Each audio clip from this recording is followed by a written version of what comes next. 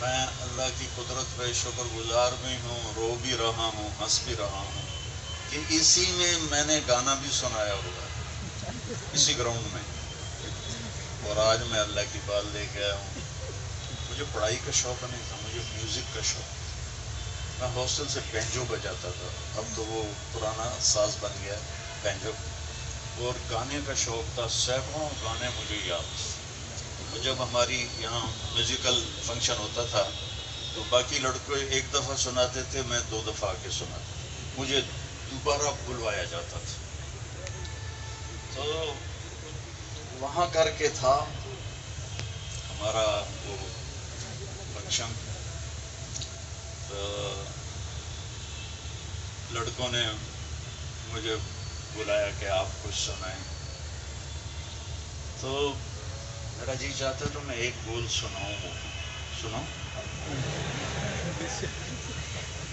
میں نے انہیں سنایا تھا، چلتے ہیں جس کے لیے تیری آنکھوں کے دیے ڈھونڈلایا ہوں، وہی گیت میں تیرے لیے۔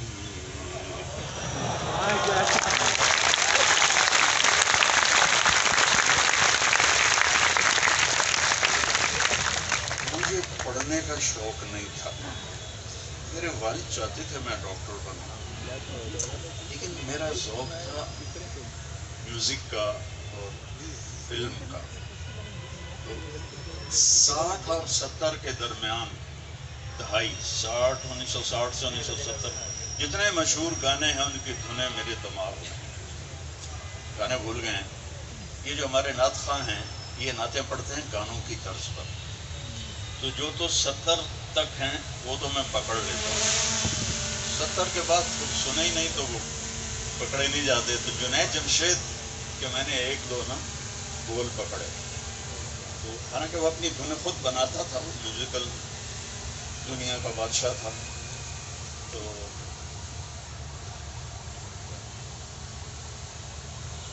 ایک دفعہ ہم وہاں سے مکہ میں، تو اس نے یہ بنائی نعت، میٹھا میٹھا پیارا پیارا میرے نبی کا نام، سنیے نا، میٹھا میٹھا پیارا پیارا میرے نبی کا نام۔ میں نے کہا یار جنید میں سناؤں تو میں، مجھے ایسے دیکھنے لگا، کیا مطلب؟ میں نے کہا میں بھی سناتا ہوں۔ کہنے لگا سنو، جانے کہاں جانے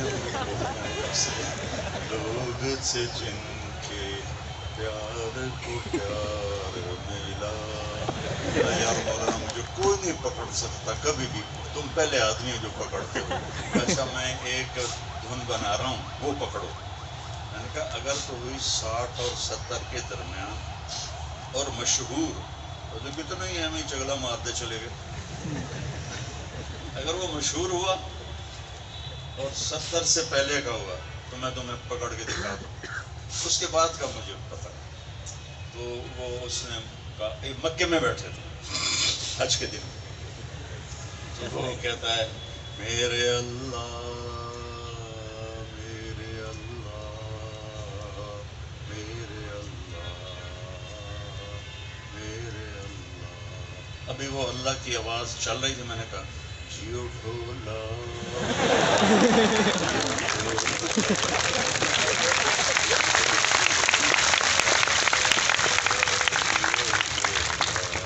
میں نے کہا اگلی آپریشن کروں، یہ فلم فن خاں تھی اور سلونی پہ پکچرائز ہوا تھا، نور جانے گایا تھا اور اس کا ہیرو تھا سدھیر۔ تو میرا ذوق جو تھا بچوں وہ یہی نہیں تھا جو آپ مجھے اب دیکھ رہے ہیں۔ پتہ میں کیسے پاس ہوتا تھا؟ سارا سال نہیں پڑھنا، اسٹڈی آر میں لوگ لڑکے پڑھے ہوتے تھے، کوئی فزکس کوئی کیمسٹری، اور میں اس وقت ایک رسالہ تھا مصور، فلمی رسالہ، وہ اٹھا کے لا کے وہ پڑھ رہا تھا، اور اسکول میں کتاب میں ناول چھپا کے پڑھتا رہتا تھا. تو ایک دفعہ کسی لڑکے نے دیکھ لیا کہ میں ابن صفی مرحوم تھے، جاسوسی ناول لکھتے تھے. میں وہ ناول پڑھ رہا تھا ایسے ڈیسک کے اندر رکھ کے نا. تھوڑی دیر کے بعد ٹیچر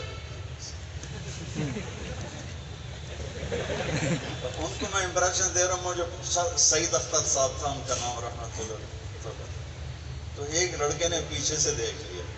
ہم جو ہاسٹل والے تھے وہ تو ایک دوسرے کو ہم کور کرتے تھے، لیکن شہریوں سے ہماری بنتی نہیں تھی. تو وہ ایک نے دیکھ لیا. تو اس نے جا کے نا، میں اتنا مگن تھا کہ میں نے اس کو اٹھتے بھی نہیں دیکھا، جاتے بھی نہیں دیکھا. تو اس نے جا کے بتا دیا کہ طارق جمیل ناول پڑھ رہا. تو میں ایسا مگن تھا، وہ چپکے سے اور یوں آرام سے انہوں نے ناول بیچ میں سے نکالا. ماشاء اللہ بہت پڑھائی ہو رہی ہے، تشریف لائی. اب مجھے پتا تھا میری مالش ہوگی اچھی طرح. تو انہوں نے ایک نا سارے بچے کلاس میں حاضر ہوں، تو انہوں نے ایک ترغیبی انعام رکھا ہوا تھا کہ جس دن پوری کلاس حاضر ہوگی کسی لڑکے کو سزا نہیں ملے گی، چاہے کتنا بڑا جرم ہو. یہ انہوں نے بچوں کو یہ انیشیٹو دینے کے لیے کہ بھی سارے بچے حاضر. تو جب وہ مجھے لے گئے نا، میرے پاؤں کانپ رہے تھے ایسے ایسے. میں وہ بڑے بھاری موٹے تھے اور بڑے ٹکا کے ڈنڈا مارتے تھے. تو انہوں نے جب رجسٹر دیکھا نا تو سارے پریزنٹ تھے. کہنے لگے طارق جمیل صاحب بڑے خوش قسمت ہیں، آپ ڈنڈوں سے بچ گئے، آج ساری کلاس حاضر ہے. میں کہا جی ساری کلاس کا بہت شکریہ. جب پیپر آتا تھا، پیپر کتاب اٹھائی اور سامنے لے کے بیٹھ گیا. یا اللہ، نہ میں نے کوئی شے یاد ہے، نہ میں نے کوئی شے آتی ہے. مجھے پاس بھی ہونا ہے، بڑی بےزتی ہونی ہے. مہربانی کر جڑا پرچہ کل لاونا ہے نا، ابھی تو کٹ دے. بسم اللہ یوں کر کے بسم اللہ. تو کچھ نکل آتا تھا. تو حافظہ میرا اچھا تھا، مجھے رٹے نہیں لگانے پڑتے تھے. تو 5-10 صفحے ادھر سے پڑھ لیے، 5-10 صفحے ادھر، پھر دوبارہ کتاب رکھی. یا اللہ کل جو کچھ آنا میں نے لکھا دے. بسم اللہ. میں تو اس طرح پڑھتا رہا، لیکن تم ایسا نہ کرنا. اللہ نے میرے مقدر میں یہ لکھا تھا، اس لیے میرا ادھر کسی پڑھائی میں دل نہیں لگا. یہ جو مڈ ایگزامینیشن ہوتے ہیں، جیسے پہلے ہوتے تھے سیمائی ششماہی، یہ امتحان ہوتے ہیں سیمائی اور ششماہی امتحان تھا. اور مجھے یاد نہیں پیپر کس چیز کا، انگلش کا تھا میرے خیال میں. یہ سامنے ہال ہے اس میں. تو میں اور میرا ایک کلاس والا ہم چلے گئے مووی دیکھنے 9 سے 12. تو 12 بج گئے، گیٹ بند، یہ بھی وہ بھی. تو وہاں مال روڈ پر ایک انٹرنیشنل ہوٹل ہوتا تھا اس وقت، 4 اسٹار. اس میں ہم نے کمرہ لیا اور سو گئے. صبح میرا پیپر ہے، وہاں میں سو گیا. آنکھ کھلی تو 9 بج رہے تھے، گرمیوں کے دن تھے اور اے سی کا کمرہ تھا. 9 بجے آنکھ کھلی، میں کہا میرا تو پرچہ ہے. میں نے وہاں سے رکشہ پکڑا، بھاگا یہاں آیا. تو سامنے ایک پروفیسر کھڑے تھے، ٹیچر ہمارے. جی کیسے آنا ہوگا؟ میں کہا سر میرا پیپر ہے. اب جلدی آ گیا، ابھی شروع نہیں ہوا، اب تھوڑی دیر بعد تشریف لائیے گا. اور اس وقت پیپر کو 1 گھنٹہ ہو چکا تھا. مجال ہے کوئی مجھے پریشانی ہوئی ہو یا کوئی خوف ہوا ہو کہ اب میرا کیا بنے گا.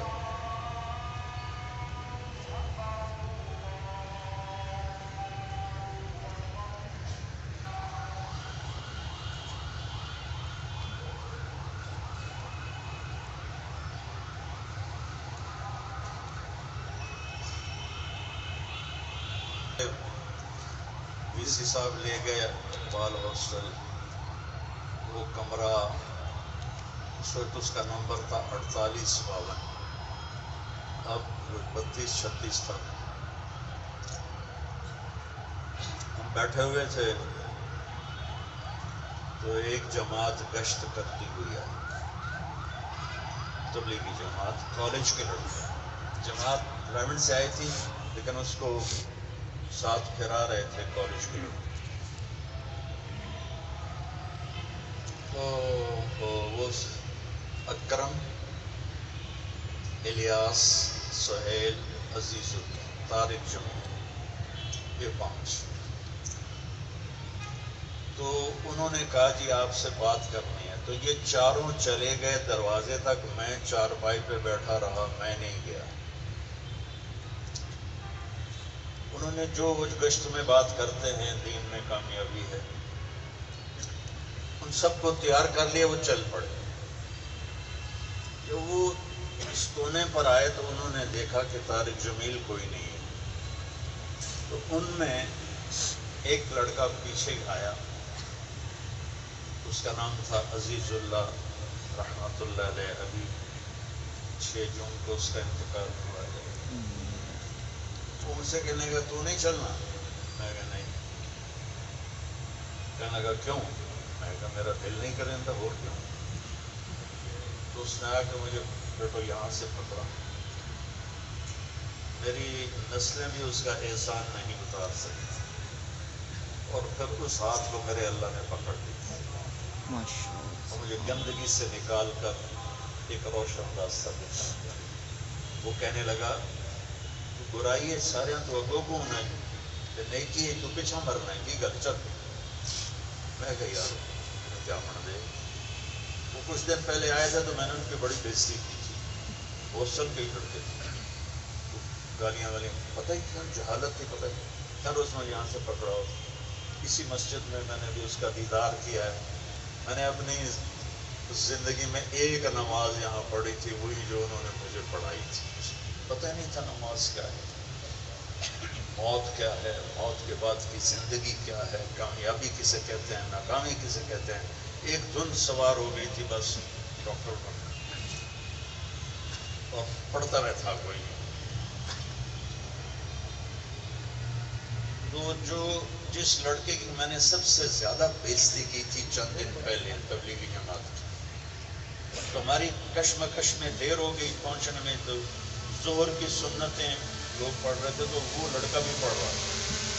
پھر جب اس پہ نظر پڑی تو میرے ٹانگوں سے جان نکل گئی ہیبت کی وجہ سے، کہ وہ نماز میں اس قدر اللہ سے جڑا ہوا تھا کہ اس کا پورا فکر بتا رہا تھا ایک ایک کہ اس وقت اس کے دل میں اللہ کے سوا کچھ نہیں.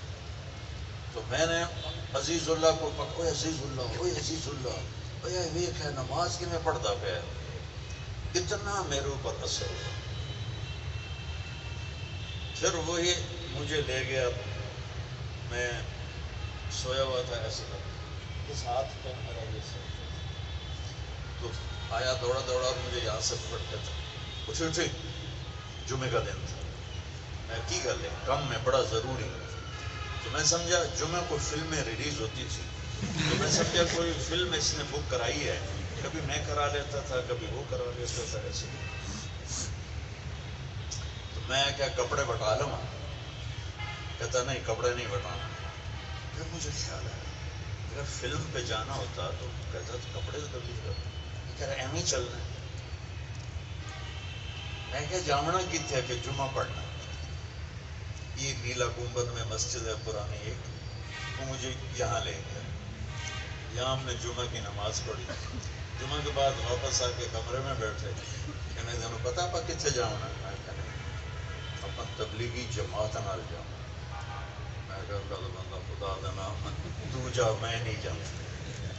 یہ تو ہم ہو نہیں سکتے. بیٹا وہ 3 دن میرے رب نے میری زندگی بدلی، اور مجھے نہیں پتا مجھے کیا ہوا. بس میں نے ایک حدیث سنی وہاں جب میں 3 دن کے لیے گیا کہ جب غافل آدمی مرتا ہے، مرد یا عورت، جب وہ غفلت میں زندگی گزار کے مرتا ہے تو جہنم سے 500 فرشتے آتے ہیں، اور اسرائیل اس کے ہاتھ میں کوڑا ہوتا ہے. پھر یہ حدیث بعد میں نے خود پڑھ لی. وہ کر کہتا ہے ایتھا النفس الخبیثہ، اے بدبخت روح کانت فی الجسد الخبیث، جو بدبخت جسم میں تھی، اخرجی آ جا ہوں تیری باری لگ گئی ہے. وابشری بحمیم وغساق وآخر من شکلہ ازواج. تجھے جہنم مبارک ہو، جہنم کے شعلے انگارے تجھے مبارک ہو. اچھا کبھی زندگی میں سننا ہی نہیں تھا بیٹا. میں 16 سال کی عمر میں گورنمنٹ کالج میں داخل ہوں. 16 سال تک کبھی کوئی دین کی بات سنی نہیں. تو ہمیں کیا پتا کہ نماز کیا ہے، ماں باپ کون ہیں. میرا جب پیسے ختم ہوتے تو میں گھر خط لکھتا. تو ایک دن میرے ابا کا خط آیا، اس وقت فون بھی نہیں تھے. تو میرے ابا کا خط آیا کہ بیٹا جب پیسے ختم ہوتے ہیں اسی وقت ہی خط لکھتے ہو، کبھی آگے پیچھے بھی خیریت بتا دیا کرو. ہمیں کوئی بتاتا ماں باپ کیا ہیں تو پتہ چلتا. تو قرآن بتاتا ہے وَقَضَىٰ رَبُّكَ أَلَّا تَعْبُدُوا إِلَّا إِيَّاهُ وَبِالْوَالِدَيْنِ إِحْسَانًا إِمَّا يَبْلُغَنَّ عِندَكَ الْكِبَرَ أَحَدُهُمَا أَوْ كِلَاهُمَا فَلَا تَقُل لَّهُمَا أُفٍّ وَلَا تَنْهَرْهُمَا وَقُل لَّهُمَا قَوْلًا كَرِيمًا وَاخْفِضْ لَهُمَا جَنَاحَ الذُّلِّ مِنَ الرَّحْمَةِ وَقُل رَّبِّ ارْحَمْهُمَا كَمَا رَبَّيَانِي صَغِيرًا رَبُّكُمْ أَعْلَمُ بِمَا فِي نُفُوسِكُمْ إِن تَكُونُوا صَالِحِينَ فَإِنَّهُ كَانَ لِلْأَوَّابِينَ غفورا. یہ تو قرآن بتاتا ہے کہ ماں باپ کون ہے. کچھ خبر نہیں. پھر اس حدیث کا دوسرا حصہ کہ جب کوئی نیک آدمی مرد